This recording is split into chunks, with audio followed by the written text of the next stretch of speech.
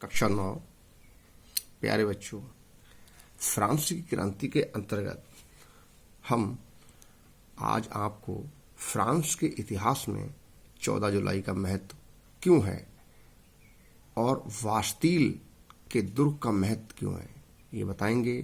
जिस प्रकार से हमारे भारत में 15 अगस्त और 26 जनवरी का महत्व सभी लोग जानते हैं और राष्ट्रीय पर्वों के रूप में हम उन्हें मनाते भी हैं, इसी प्रकार से फ्रांस के इतिहास में 14 जुलाई का विशेष महत्व है, क्योंकि फ्रांस की राजधानी पेरिस के पूर्वी भाग में स्थित एक बास्टील का दुर्ग था, जिसमें राजनीतिक कैदियों को रखा जाता था।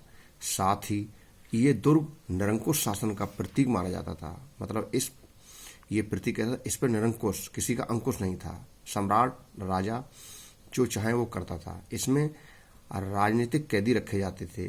फ्रांस की जनता ने सम्राट की निरंकुशता और अत्याचारों से दुखी होकर 14 जुलाई 1789 को बास्टील के दुर्ग पर आक्रमण कर दिया और उसे घेर लिया और उसके द्वार को तोड़कर सभी कैदी आजाद कर दिए।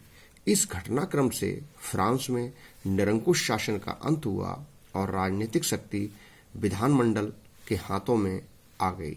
संसार के इतिहास में ये एक महत्वपूर्ण घटना थी।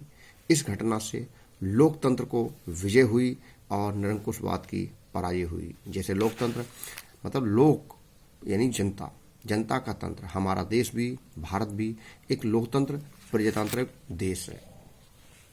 फ्रांस की क्रांति के परिणाम क्या हुए? इस क्रांति के द्वारा सदियों से चली आ रही पुरातन व्यवस्था, जो प्राचीन व्यवस्था थी, जिसमें राजा ही दैवीय अधिकार थे, राजा पे कोई अंकुश नहीं था, इस व्यवस्था का अंत हुआ। मध्यकालीन सामंती व्यवस्था का भी अंत हुआ और फ्रांस के क्रांतिकारियों के द्वारा मानव अधिकारों की घोषणा 27 अगस्त 1789 मानव की स्वाधीनता हेतु जो जरूरी है, ठीक है, वो की गई। इस क्रांति ने धर्मनिरपेक्ष राज्य की अवधारणा को जन्म दिया। धर्मनिरपेक्ष कि राज्य में कोई भी धर्म इतना महत्वपूर्ण नहीं है, सभी धर्म बराबर हैं। जैसे भारत एक धर्मनिरपेक्ष राज्य है, इसी प्रकार से इसी क्रांति ने लोकप्रिय संप्रभुता सिद्धांत को प्रतिपादन किया। संप्रभुता मतलब कि वो राज्य, संप्रभुता उसे कहते हैं कि राज्य ही अपने आंतरिक और बाहरी मामलों में स्वतंत्र है, उसे किसी से सलाह परामर्श लेने की जरूरत नहीं है। वो जनता के हित के लिए आंतरिक और बाहरी यानी वैदेशिक संबंधों का निर्धारण करके देश की गति को आगे बढ़ाता है। और इसी क्रांति ने मानव को स्वतंत्रता, समानता और बंधुत्व का नारा दिया और समाजवादी विचारधारा का प्रसार किया कि समाज में सभी लोगों का, समाज सबके लिए है और सब लोग समाज के लिए हैं। ठीक। और इसके तहत में अगले क्रम में हम कल आपको व्याख्यात करेंगे।